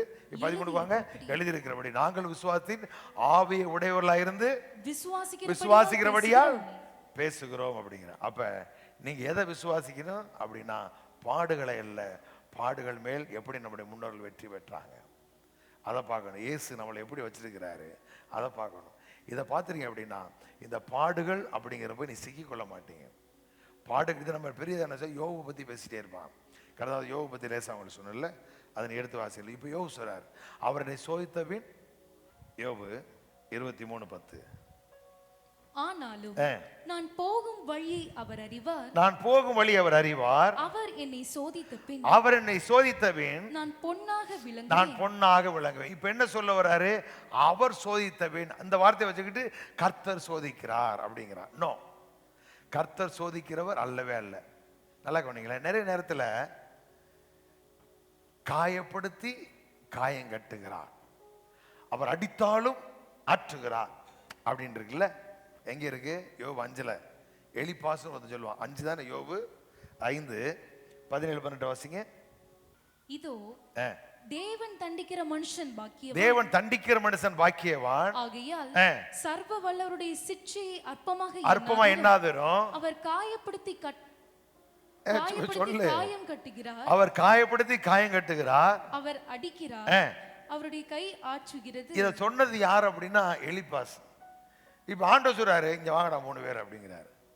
என் தாசனா யோபு பேசுற நிதானம் பேசுற. என்ன சொல்றான்? கர்த்தர் அடிக்கிறாரு, கர்த்தர் ஆட்டாரு. இந்த புள்ளையும் கிள்ளி விடுவான், தொட்டிலையும் ஆட்டி விடுவான்னு சொல்றீங்களா பழமொழி. அந்த மாதிரி ஆண்டவர் செய்வாரா? யோசிச்சு பாருங்களேன். இப்ப நீங்க உங்க பிள்ளைய கையை ஒடிச்சிட்டு வைத்தியத்தை கொண்டு போய் கட்டு போடுவீங்களா? அப்ப இதெல்லாம் என்ன செய்யக்கூடாது? சொல்லவே கூடாது. உங்க வாழ்க்கையில சில ஆட்கள் ஜெபம் பண்றாங்க. நான் பார்த்து கேட்டிருக்கேங்க. ஒரு குடும்பத்தில் பிரச்சனை வந்துருச்சு அப்படின்னா, ஒரு நெருக்கமான சூழ்நிலை வந்துருச்சு அப்படின்னா, ஏதோ ஒரு பிரச்சனை, வியாதி, ஆண்டவரே நீர் காயப்படுத்தி காயம் கட்டுகிறவரே, அடித்தாலும் அணைக்கிறவரே அப்படின்னா கடவுள் அடிக்கிறாரு அப்படின்னு சொல்றான். அதுதான் யாக்கோபு சொல்றாரு, சோதிக்கப்படுற எவனும் தான் தேவனால் சோதிக்கப்படுற சொல்லாத அப்படிங்கிறாரு. அப்ப தேவன் ஒருவரையும் ஒரு காலம் பொல்லாங்கினால் சோதிக்கிறவர் அல்ல அல்ல. அவ வாயை திறந்து கர்த்தர் சோதிக்கிறாரு, கர்த்தர் சோதனை அனுமதிக்கிறாரு சொல்லவே கூடாது. கர்த்தர் உங்களை காயப்படுத்துவாரா? இல்ல, நோ. அவர் காயம் கட்டுகிறவரை ஒழிய பாருங்க. காயம் படுத்துறவன் யார் அப்படின்னா வேதம் சொல்லுது, எரிக்கோல இருந்து போன ஒருத்தன் அவன் போய் பொழுது அவனை ஒருத்தன் காயப்படுத்தி குத்தூரா போட்டு விட்டு போயிட்டான். அப்புறம் இதாங்க பிதாவுடைய, அதான் இயேசு சொல்றாரு, இயேசு கிறிஸ்துடைய திருமுகத்தில் அறிவாகிய ஒளினா என்ன, அவர் மூலமா பிதா எவ்வளவு நல்லவருங்கிறத எடுத்து காட்டுறாரு. என்ன எடுத்து காட்டுறாரு? காயப்படுத்தி கேட்ட கிடக்காம ஒருத்தன் அவன் எல்லாரும் பார்த்துட்டு போயிட்டு இருக்காங்க. இவர் போய் என்ன தர்றாரு? அவனை காயங்களை ஆற்றி ரசத்தை வார்த்து காயத்தை கட்டி அவனை தூக்கி கொண்டு சத்திரத்தை கையில் கொண்டு விடுறாரு. அவ கடவுள் எப்படிப்பட்டவர் அப்படின்னா, இந்த உலகம் குத்துகிறா குலைகிறா போட்டுறான், பாவத்திலும் சாபத்திலும் வேதனையிலும் வாழுகிற மனிதனுடைய காயங்களை கட்டுகிற கிளையாத்தின் பிசினவர். அப்ப அவர் என்ன செய்யறார்? காயம் கட்டுகிற, ஆற்றுகிறவர், தேற்றுகிறவர், அவர் அடிக்கிறவர் கிடையாது. அப்ப இதெல்லாம் வச்சுக்கிட்டு ஆமா காயப்படுத்தி ஒருத்தர் சொன்னா பாருங்களேன், ஒருத்தர் கை ஒடிஞ்சு வச்சான். என்ன கை ஒடிஞ்சு வச்சு பார்க்க போயிருக்கிறாரு. அப்ப அவர் சொன்னாராம், நல்ல வேளை கத்தர் கையை மட்டும் ஒடிச்சாரு, தலையில அடிபட்டு இருந்துச்சுன்னா அப்படின்னாராம். அப்ப என்னன்னா உங்களை சிரிச்சுட்டு திருத்துறாங்களாம். ஏன் நீ பண்ற சேட்டை உனக்கு தெரியாதக்கு, அவ கையை ஒடிச்சு தான் அவர் திருத்தணுமா? எப்படி புரிஞ்சுக்கிறான்? அப்ப வேணா இப்ப கையை ஒடியே, நாளைக்கு அவனுக்கு மண்டே உடையும், அவனுக்கு கண்டிப்பா போயிடுவான். அப்ப காயப்படுத்தி காயம் கட்டுறார் சொன்னது யார் அப்படின்னு எலிப்பாஸ். இப்ப யோபுடைய வாழ்க்கையில் என்ன நடந்துச்சு அப்படின்னா, அவனும் அதே மாதிரி தான் தவறாத்தான் பேசுறான். எப்படி சொல்றான்? 1ஆம் அதிகாரம் யோபு 1:5 வாசிங்களேன். விருந்து செய்கிற அவரவருடைய நாள்முறை முடிகிற போது யோபு, ஒருவேளை என் குமாரர் பாவம் செய்து தேவனை தங்கள் இருதயத்திலே தூஷித்திருப்பார்கள் என்று சொல்லி அவர்களை அழைத்தனுப்பி பரிசுத்தப்படுத்தி அதிகாலமே எழுந்து. இப்ப என்ன சொல்றான் பாருங்களேன், விருந்து செய்கிற அவர் நாள் முறை வந்த போது யோபு அவர்களை அவர் குமார பாவம் செய்து ஒருவேளை, எப்படி சொல்றான் பாருங்க, என் குமார் பாவம் செய்யலாம் சொல்லல, செஞ்சதையும் பார்க்கல, கேள்விப்பட முடியல, ஒருவேளை அப்படின்னு உனக்குள்ள என்ன ஒரு சந்தேகம், ஒரு பயம். இப்ப என்ன சொல்றான், ஒருவேளை என் பிள்ளைகள் பாவம் செய்து தேவனை தங்கள் இருதயத்தை தூசித்திருப்பார்கள் என்று எண்ணின்ல சொல்லிங்குது. அதனால பின்னாடி போய் ஆண்டவர் கேட்கிறாரு சாத்தானை பார்த்து, நீ பூமி எங்கும் சூழாவி வருகிறியோ அப்படிங்கிற. ஆமா அப்படிங்கிறான். என் தாசனாய் யோபு மேல் கண் போட்டி பார்த்துட்டான் அவனை, அதனால ஆண்டவர் கண் போட்டியோ அப்படிங்கிறாரு. அப்ப என்ன அப்படின்னா, இப்ப இவன் என்ன அப்ப சொல்றாரு, அவன் சும்மாவும் உன்னை சேவிக்கிறான் அப்படின்னு சொல்லி அவன் பின்னாடி இதெல்லாம் வரும், சம்பாஷணெல்லாம் வரும். நீ மட்டும் கை எடுத்து பாரு, வெளியே எடுத்து பாரு அப்படின்பா. அப்ப ஆண்டு சொல்றாரு, அவன் உன் கையில் இருக்கிறான் அப்படின்பார். ஏன் அவன் என்ன சொல்றான் அப்படின்னா, நல்லா கவனிங்க. இப்ப நீங்க கிறிஸ்தவ வாழ்க்கை பாடுகள் நிறைந்த வாழ்க்கை அப்படின்னு நினைச்சிட்டீங்க அப்படின்னா, உங்களோட சுய விருப்பம்னு ஒன்று, சுய சித்தம்னு ஒன்று இருக்கு. உங்க விருப்பத்துக்கு மாறா கடவுள் ஒண்ணுமே செய்ய மாட்டாரு. உங்களுடைய விசுவாசத்துக்கு மாறா வேற ஒண்ணு செய்ய மாட்டாரு. இல்ல மனுஷன் இருந்தா வியாதி வரத்தான் செய்ய நினைச்சீங்கன்னா அப்படித்தான் நீங்க இருப்பீங்க. சாவு எப்ப வேணாலும் வரலாம் நினைச்சீங்கன்னா அப்படித்தான் நீங்க இருப்பீங்க. உங்களுடைய சித்தத்தை தாண்டி ஒண்ணும் செய்ய முடியாது. ஏன் அப்படின்னா அதிகாரத்தை உங்கள்கிட்ட கொடுத்துருக்கிறார். அப்ப நீங்க தவறா புரிஞ்சுக்கிட்டீங்க அப்படின்னா நீங்க ஆல்ரெடி எங்க இருக்கீங்க, அவங்க கையில் இருக்கிறீங்க. இவர் ஒண்ணும் செய்ய முடியாது. இப்ப இவர் செய்யணும் அப்படின்னா நீங்க விசுவாசிக்கணும். அதான் சொல்றாரு, தன் விசுவாசம் நீதிமான் பிழைப்பான் அப்படிங்கிறார். அப்ப நம்முடைய சித்தம்னு ஒன்று இருக்கு பாருங்க, இதை ஓவர் கம் பண்ணி, இப்ப நீங்க சொல்றீங்க ஏதோ ஒரு +2 வரைக்கும் படிக்க வச்சு ஒரு நொண்டியோ நுக்கரையோ கட்டி கொடுத்தோம்னா ஒரு போட்டுக்கு போறவன வளர்த்துக்கு போறவன பிடிச்சி விட்டா போச்சு அப்படின்னு நினைச்சா நீங்க அங்கேதான் நிற்பீங்க. அதை தாண்டி அவர் வேற ஒன்றும் செய்யவே முடியாது.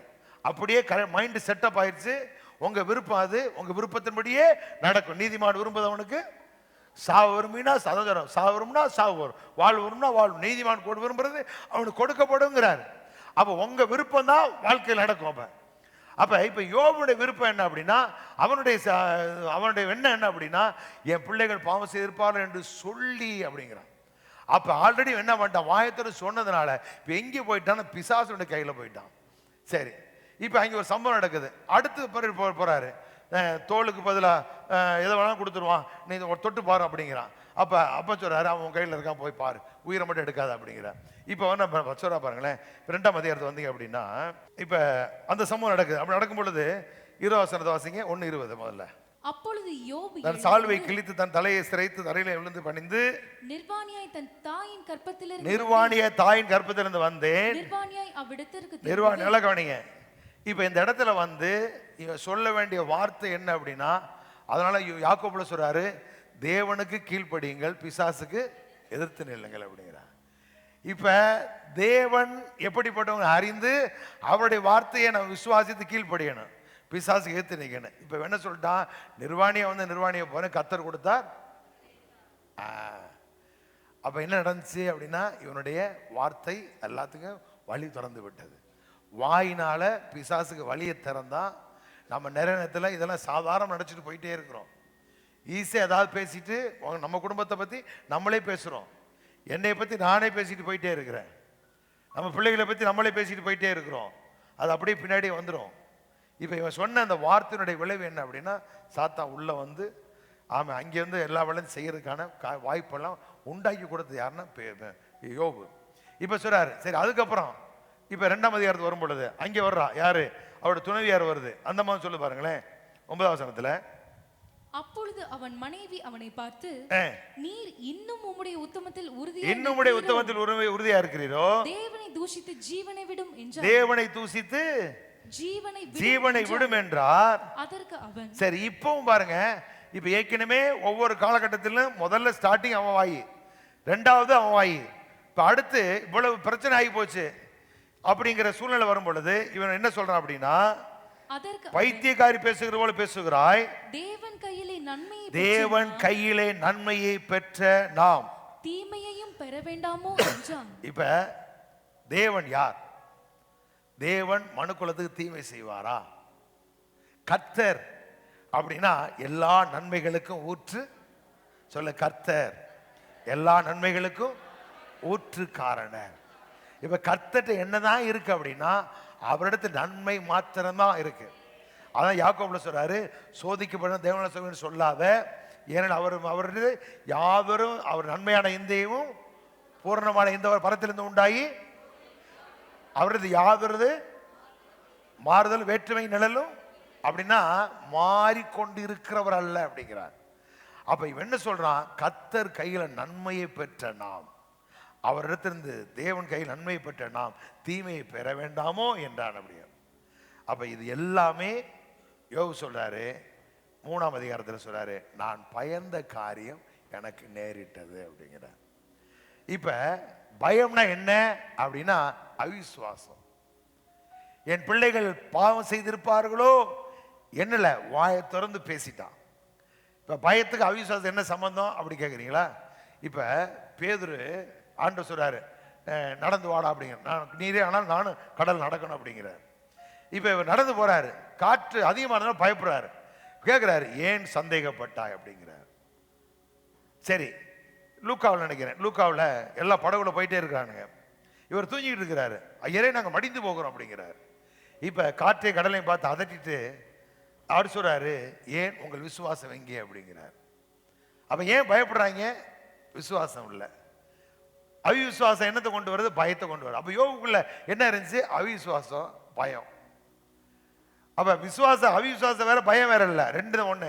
அவிசுவாசம் தான் ஆட்டோமேட்டிக் பயம் வந்துடும், விசுவாசம் வந்தா தைரியம் வந்துடும். விசுவாசத்தினாலே நம்பிக்கை, நம்பிக்கைனாலே தைரியம் அப்படிங்கிறார். விசுவாசம் நம்பிக்கை, நம்பிக்கை தைரியத்தை கொண்டு வருது. இங்க பேதுரு சொல்றாருல, விசுவாசம் நம்பிக்கை, நம்பிக்கை தைரியத்தை, தைரியம் அப்படின்னு ஒண்ணுனா வரும். அப்ப விசுவாசத்தில் ஆரம்பிக்கிறது, நம்பிக்கையில் போகுது, நம்பிக்கை எங்கே கொண்டு வருது? ஒரு பெரிய தைரியத்தை, துணிச்சலை நமக்குள்ள கொண்டு வருது. இந்த உலகத்தில் நம்ம என்ன செய்வோம்? வெற்றியாய் வாழ்வோம், நாம் நல்லாவே இருப்போம் அப்படிங்கிற தைரியத்தை கொண்டு வருது. அப்ப பயம் அவிசுவாசம், அவிசுவாசம் தான் பயத்தை கொண்டு வரும். அப்ப யோபு என்ன செஞ்சான் அப்படின்னா, பயத்தை, அவிசுவாசத்துக்கு இடம் கொடுத்ததுனால பிள்ளைகள் மேல சந்தேகம், அடுத்து கர்த்தர் மேலே சந்தேகம், நன்மை பெற்ற நாம் அவர் கையில் தீமை பெற வேண்டாமா அப்படிங்கிறான். பைத்தியக்காரி பேசுற மாதிரி பேசுறிய, மனைவி வேற மாதிரி பேசுறான். அப்ப இதெல்லாம் இவனுடைய வார்த்தையினால் வந்த விட. அதான் கடைசி சொல்றான், என் பயத்தை நான் பயந்த காரியம் எனக்கு நேரிட்டது அப்படிங்கிறான். இன்னும் நீங்க போனீங்க அப்படின்னா 40ஆம் அதிகாரத்து வாங்க, யோபு 40ஆம் அதிகாரம் 3-4 வசனத்தை வாசிங்களேன். அப்பொழுது யோபு கர்த்தருக்கு பிரதியுத்தரம். இப்ப இங்க இருந்து ஆண்டவர் பேசிக்கிட்டே வர்றார் யோபுட்ட. நீ யாரா சொல்றாச்சோன்னு கேட்கிறாரு. அப்படி பேசிக்கிட்டே வரும் பொழுது இப்ப யோபு கர்த்தருக்கு மறு பிரதியுத்தரம் சொல்றான். என்ன சொல்றான் வாசிங்க. இதோ நான் நீசன், நான் உமக்கு என்ன மறு உத்தரம், நான் என்ன சொல்லுவேன்? இப்ப யோபு சொல்றாரு, ஆண்டவர் பேசுறாரு. ஆண்டவர் தன்னை குறித்த காரியங்களை யோபுக்கு அறிவிச்ச உடனே யோபு சொல்றான், நான் என்ன மறு உத்தரவு சொல்லுவேன்? என் கையினால் என் வாயை பொத்திக் கொள்ளுகிறேன், என் கையினால் வாயை பொத்திக் கொள்ளுகிறேன். நான் 2 தரம் பேசினேன், இனி நான் பிரதியுத்தரம் கொடாமல் பேசாமல் இருப்பேன் என்றான். அப்பொழுது கர்த்தர் பெருங்காற்றிலிருந்து இப்ப சொல்றான், ஆண்டவர் சொல்றாரு, நீ சொல்லு அப்படின்னு கேட்கிறாரு. கேட்ட உடனே நான் என்னத்தையா பேச முடியும்? நான் தெரியாம பேசிட்டேன், என் கையினால என்ன செய்யறேன்? வாயை மூடிக்கொள்றேன். அப்ப நல்லா நீங்க புரிஞ்சுக்கிறேன்னு, யோபு பாடுன்னு சொல்லிக்கிட்டே நீங்க காலம் தள்ளக்கூடாது. இதை மாதிரி பாடுகளை பத்தி பேசிக்கிட்டு இருக்க கூட்டம் பெருங்கூட்டம் இருக்கு. ஒரு சிஎஸ்சில கூட சொல்ல மாட்டான், நான் நம்ம ஆட்கள் தைரியமா பேசிக்கிட்டே இருப்பாங்க யோபு பத்தி. யோபுடைய யோபு கர்த்தர் சோதித்தார், யோபு கர்த்தர் சோதித்தார் சொல்லிக்கிட்டே இருப்பாங்க. நீ இதெல்லாம் கேட்டீங்கன்னா தன்னால உங்களுக்கு அது வரும். அதனால இந்த மாதிரி காரியங்களை எனக்கு கேட்கவே கூடாது. இங்க என்ன சொல்ல வர்றாரு? அப்ப நான் தெரியாம பேசிட்டேன், என் கையினால் வாயை மூடிக்கொள்ளுகிறேன் அப்படிங்கிறேன். இப்ப 42க்கு வாங்களேன், 42ல வாசிங்க. தேவரீ சகலத்தையும் செய்ய வல்லவர். அப்பொழுது யோபு கர்த்தருக்கு பிரதியுத்தரமாக, தேவரீ சகலத்தையும் செய்ய வல்லவர், நீ செய்ய நினைத்தது தடைபடாது என்று அறிந்திருக்கிறேன். அறிவில்லாமல் ஆலோசனை மறைக்கிற இவன் யார்? அறிவில்லாமல் ஆலோசனை மறைக்கிறவர் யார்? ஆகையால் நான் எனக்கு தெரியாததையும் புத்திக்கு எட்டாததையும் என் புத்திக்கு எட்டாததையும் நான் அறியாததையும் அளப்பினேன். நல்லா கவனிங்க. அறிவில்லாமல் ஆலோசனை மறைக்கிற இவன் யார்? ஆகையால் நான் எனக்கு தெரியாத என் புத்திக்கு எட்டாதையும் நான் அறியாத அளப்பினேன் என்றேன் அப்படின்னு இருக்குல்ல. அறிவில்லாமல் ஆலோசனை மறைக்கிற இவன் யார்? யாரும் நினைச்சிடக்கூடாது. நான் வசிக்கிறேன் பாருங்க. அறிவில்லாமை ஆலோசனையை மறைப்பவன் எவன்? எப்படி? அறியாமல் ஆலோசனையை யார் மறைக்க முடியும்? மறைப்பவன் எவன் என்று கேட்டீர். கேட்டது யாருன்னா கர்த்தர். அறிவில்லாமல் ஆலோசனை மறைக்கிற இவன் யாருன்னு கேட்டது யாரு? கர்த்தர். அப்ப மறைப்பவன் எவன் என்று நீ கேட்டீர். உண்மையில் நான் புரியாதவற்றை புகன்றேன், அவை எனக்கு விளங்கா அளவுக்கு விந்தையானது அப்படிங்கிறார். கேதர் வெளி போட்டிருக்கு. அறிவில்லாமல் ஆலோசனை எவன் என்று கேட்டீர். உண்மையில் யோபு சொல்றாரு, உண்மையில் நான் தான் புரியாதவற்றை புகன்றேன், அவை எனக்கு விளங்கா அளவுக்கு விந்தையானவை அப்படிங்கிறார். நான் இவனுக்கு என்ன செய்யல, எனக்கு தெரியாத பேசிட்டேன், அது எனக்கு விளங்க முடியல அப்படிங்கிறார். அப்படி சொல்லிட்டு அடுத்த வருஷம் சொல்றாரு, நீர் எனக்கு செவி கொடும், அப்பொழுது நான் பேசுவேன். நான் உம்மை கேள்வி கேட்பேன், நீர் எனக்கு உத்தரவு சொல்லும். என் காதினால் உம்மை குறித்து கேள்விப்பட்டேன். இப்ப யோபு சொல்றாரு, நீர் எனக்கு செவி கொடும் அப்படின்னா ஆண்டவட சொல்றாரு. நான் அவசியம் பாருங்க, அருள் கூர்ந்து கேளும் அடியேன் பேசுவேன். இப்ப யோபு சொல்றாரு, நீர் எனக்கு செவி கொடும் அப்படின்னா நம்மளுக்கு வந்து குழம்பு யார் பேசுறான்னு தெரியல இல்ல. இப்ப யோபு சொல்றாரு, அருள் கூர்ந்து கேளும் அடியேன் பேசுவேன், வினவுவேன் உம்மை விளங்க வைப்பீர் எனக்கு அப்படிங்கிற. எனக்கு புரியல, நான் உன்ட்ட கேள்வி வைக்கிறேன், எனக்கு விளங்க வைங்க ஆண்டவரே அப்படின்னு சரண்டர் ஆகிறார் பாருங்க. அடுத்த வசனம் சொல்றாரு, 5ஆம் வசனத்தை, என் காதினால் உம்மை குறித்து கேள்வி பொதுமொழிக்குள்ள வாங்க. உம்மை பற்றி காதால் மட்டும் நான் கேள்விப்பட்டேன். நல்லா கவனிங்க. இப்ப யோபு எந்த அறிவுல ஓடி வர்றாரு அப்படின்னா காதால கேட்கறதுல வந்துகிட்டே இருக்கிறாரு. அதனால ஏதோ சொல்றாங்க ஏதோ போற அப்படின்னு நினைச்சிடக்கூடாது. நீங்க நான் சொல்றதை கேட்டு நீங்க இதை அறியணும், பார்க்கணும். அந்த இடத்துக்கு நீங்க வந்துடணும். இப்ப நான் அதை இடத்துக்கு வந்துட்டேன், நிறைய பேர் வந்துட்டாங்க, நீங்க நிறைய பேர் வந்துட்டீங்க.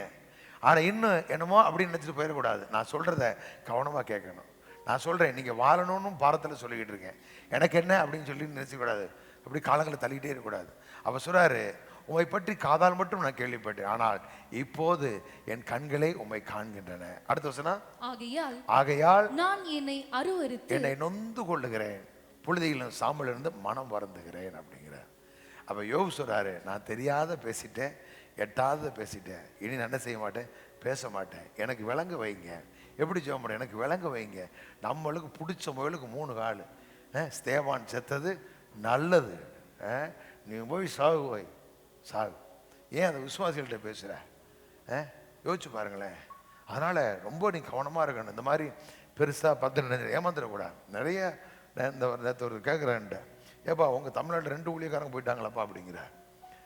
எல்லாமே சொற்ப வயசில். இப்போ ரீசெண்டாக ஒரு ரொம்ப சின்ன வயசு 2 பிள்ளைங்க பக்கத்துலேருந்து விளாண்டுக்கிட்டு இருக்கு. அவர் இங்கே பெட்டியில் படுது. இப்போ நேற்று யூடியூப்பில் பார்த்தேன், சென்னையில் தான் நினைக்கிறேன் அவர். எனக்கு ஆச்சரியமாக இருக்குது. எல்லாரும் புகழ்ந்து பேசுகிறேன், அப்படி ஊழியம் பண்ண, அப்படி ஊழியம். யோ இங்கே என்னையா அது, என்னையா ஊழியம் பண்ணுறீங்க? யோசிச்சு பாருங்க. இதெல்லாம் யோசிக்கணும் நம்ம. அவர் நல்லா ஊழியம் பண்ணான்னு சொல்கிறேன், நல்லதுதான், நல்லா ஊழியம் பண்ணார், நல்லா இருந்தார். ஆனால் இப்படி ஆயிடுச்சு. ஏன் காரணம் என்ன அப்படின்னா நம்மளுடைய புரிந்து கொள்ளுதல் தவறாக இருக்கிறது. அப்போ பாடுகள் அப்படிங்கிறது இருக்கு, அது மேலே உங்களுடைய கவனத்தை வைக்கக்கூடாது. எது மேலே கவனம் வைக்கணும்? நீங்கள் சொல்லுங்கள், இதெல்லாம் இருக்கு, எனக்கு ஒன்றும் வராது, நான் நீதிமான், எனக்கு ஒரு கேடும் வராது. சொல்லுங்க, நான் நீதிமான், எனக்கு ஒரு தீங்கு வராது, நான் நீதிமான், எனக்கு ஒரு தீங்கு வராது. அப்போ புதிய ஏற்பாடு வரும் பொழுது ஆண்டவர் சொல்றாரு, உலகத்தில் உங்களுக்கு நீ தைரியமா, நான் உலகத்தை ஜெயித்தேன். அப்போ பழைய ஏற்பாட்டில் கூட அவன் தோற்று போகலாம், ஆனால் புதிய ஏற்பாட்டில் இருக்க நீங்கள் நம்ம அன்பு கூறுகிறவர்களே, நாம் எல்லாவற்றிலும் முற்றிலும் ஜெயங்குள்ளவர்களாக இருக்கிறோம். அவ ஜெயம் என்பது, வெற்றி என்பது நமக்கு நிர்ணயிக்கப்பட்ட ஒன்று. நீங்கள் தோற்று போகவே கூடாது. வசனத்தை சரியாக பார்த்து அறிஞ்சுக்கிட்டீங்க அப்படின்னா, இப்போ சொல்கிறான், காதில் கேட்டதிலே வாழ்ந்துட்டேன் சாமி, இப்போ என் கண்ணால் பார்க்குறேன் அப்படிங்கிறான். அந்த இடத்துக்கு நீங்கள் வந்து நான் சொல்கிறேன், நீ கேட்குறீங்க, அடுத்து என்ன செய்யணும், நீங்கள் காண்கிற இடத்துக்கு நீங்கள் வந்துடணும். நல்ல வாயை திறந்து வார்த்தைகளை பேசிக்கிட்டே இருங்க, ஒரு நாள் அது உங்களுக்கு புரிய வரும். சரி, இன்னொரு காரியம் என்ன அப்படின்னா, நீ சரியாக புரிஞ்சுக்கிற வேண்டியது, தேவையில்லாத பிரசங்கள் என்ன செய்யக்கூடாது, கேட்கக்கூடாது. ஆண்டவர் சில ஒழுங்குகள் வச்சிருக்காரு. எப்படி சொல்ல பாருங்களேன், எபேசியர் 4ஆம் அதிகாரம் 11 வசனத்தை வாசிங்க. 11 இருந்து. மேலும் நாம் அனைவரும் தேவனுடைய குமாரனை பற்றிய விசுவாசத்திலும் அறிவிலும் ஒருமைப்பட்டவர்களாகி கிறிஸ்துவினுடைய நிறைவான வளர்ச்சியின் அளவுக்கு தக்க. நல்லா கவனிங்க, நாம் எல்லாரும் தேவனுடைய குமாரனை பற்றும் விசுவாசத்திலும் அறிவிலும் ஒருமைப்பட்டவர்களாகி. இப்ப எல்லாம் ஏன் கர்த்தர் சபை ஏற்படுத்தியிருக்கார் அப்படின்னா, எல்லாரும் இயேசு கிறிஸ்துனுடைய தேவனுடைய குமாரனை பற்றும் விசுவாசம், அடுத்து அவரை அறிகிற அறிவு, இது எல்லாவற்றும் அது ரெண்டு வரும்போது என்ன வருது? ஒருமைப்பட்டவர்களாகி.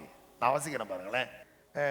தேவனுடைய குமாரனை பற்றி விசுவாசத்திலும் அறிவிலும் ஒருமைப்பட்டவர்களாகி கிறிஸ்து நிறைவான வளர்ச்சி அளவுக்கு பூர்ண புருஷரா வரைக்கும் பரிசுத்தவான்கள் சீர்வந்து பொருட்டாக சுவிசேஷ வேலைக்காக கிறிஸ்து சரணமாய் சபையானது பக்தி விருத்தி அடைவதற்காக. 11 வாசிங்க. அவர் சிலரை அப்போஸ்தலராகவும் சிலரை தீர்க்கதரிசிகளாகவும் சிலரை சுவிசேஷகராகவும் சிலரை மெய்ப்பராகவும் போதகராகவும் ஏற்படுத்தி நாம் இனி குழந்தைகளை. ஏன் கர்த்தர் சபை ஏற்படுத்தினார் அப்படின்னா 11 சொல்றாரு, தேவனுடைய குமாரனை பற்றி விசுவாசம் அது வளரணும். ரெண்டாவது அறிவு, தேவனை குறித்த அறிகிற அறிவு வளரணும். மூணாவது ஒருமைப்பாட்டில் நாம தேரணும். இது வரும் பொழுது கிறிஸ்துவனுடைய நிறைவான வளர்ச்சி அளவை நோக்கி பூரண புருஷராகணும். அப்ப அதுக்காக கர்த்தர் என்ன செய்தாரா? எல்லாரும் சீர்வந்து நடக்கணுங்கிறதுக்காக சிலரை அப்போஸ்தலராகவும் சிலரை தீர்க்கதரிசிகளாக சிலரை சுவிசேஷகராக மெய்ப்பராக போதனை ஏற்படுத்தினார். ஏன் 5 விதமான ஊழியம்? எதற்காக சபை அப்படின்னா, தேவனை பற்றிய விசுவாசம், தேவனை அறிகிற அறிவு, அடுத்து ஒருமைப்பாடு, கிறிஸ்துவனுடைய நிறைவான வளர்ச்சியை நாம் அடையணும்.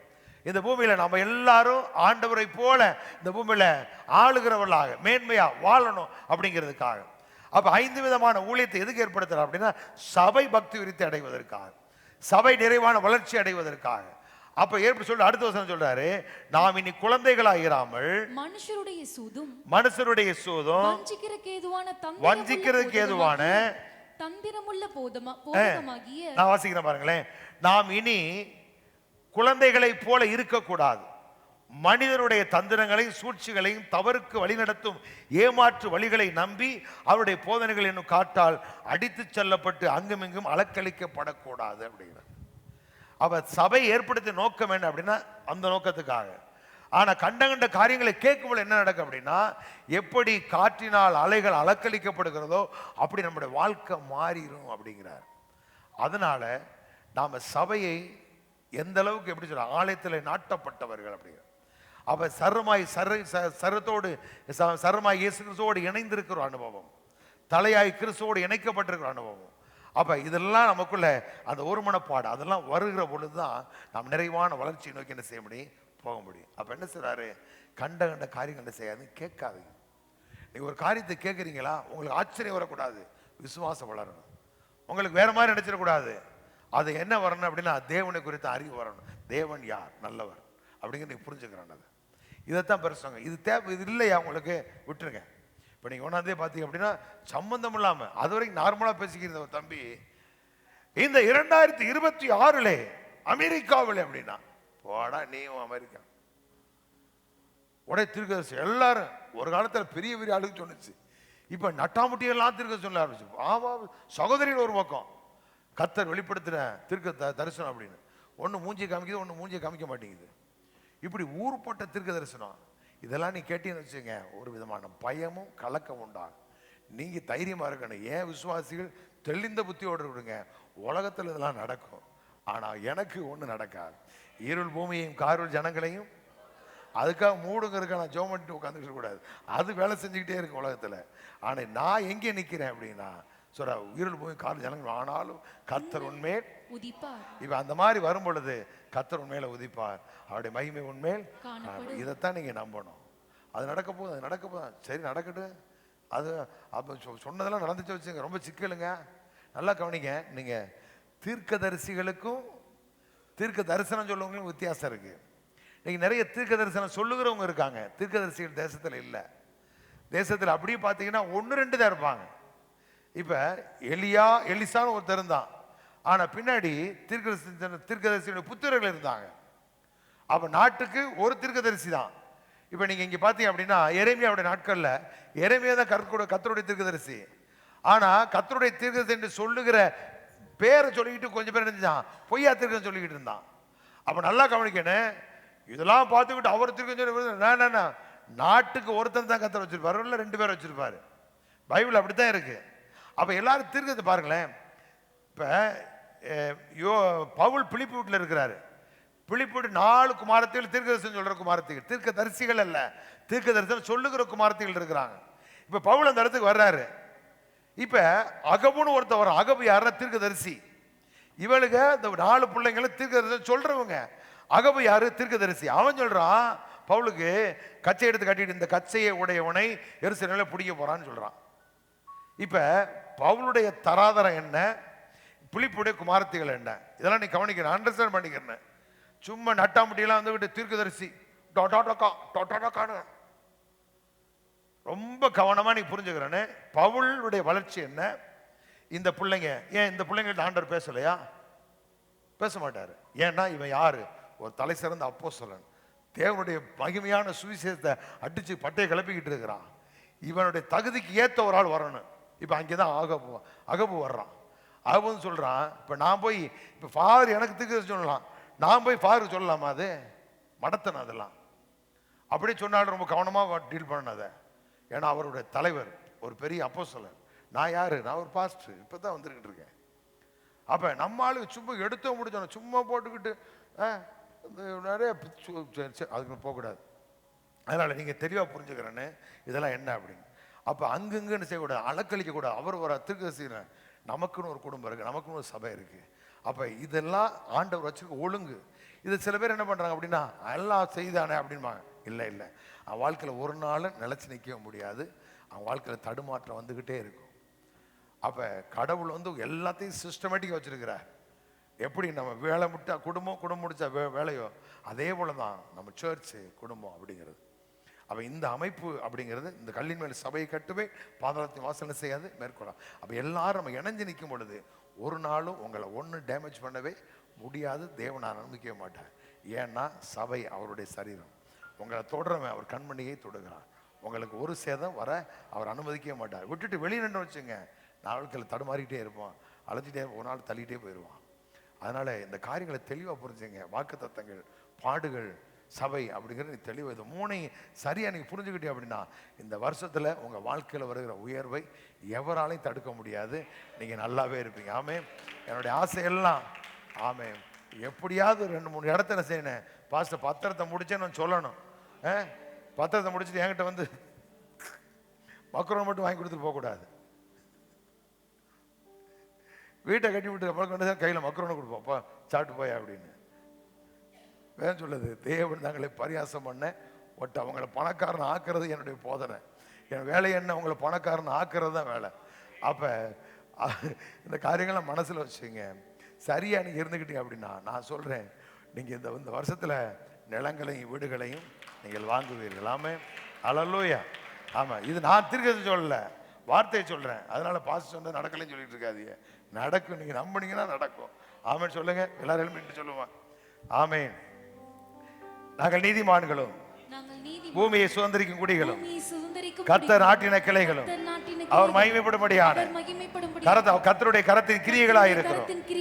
சொல்லுங்க, இயேசு நம்மோடு திருச்சபராகிய நாங்கள் நீதிமான்களும் பூமியை சுதந்திரிக்கும் குடிகளும் கர்த்தர் நாட்டின கிளைகளும் அவர் கரத்தின் அவர் மகிமைப்படும்படியான கரத்தின் கிரியைகளாய் இருக்கிறோம். சொல்ல, நான் அவருடைய கரத்தின் கிரியா இருக்கிறேன். அவர் மகிமைப்படும்படியான அவருடைய கரத்தின் கிரியா இருக்கிறேன். சின்னவன் 1000 சொல்லுங்க, சின்னவன் 1000 சிறியவன் பலத்த ஜாதியுமாவான். நான் பலத்த ஜாதியாவேன், நான் பெருகுவேன். கர்த்தராகிய தேவன் ஏற்ற காலத்திலே என் வாழ்க்கையில தீவிரமாய் நிறைவேற்றுவான். நல்ல கரங்களை தட்டி praise the Lord. hallelujah hallelujah.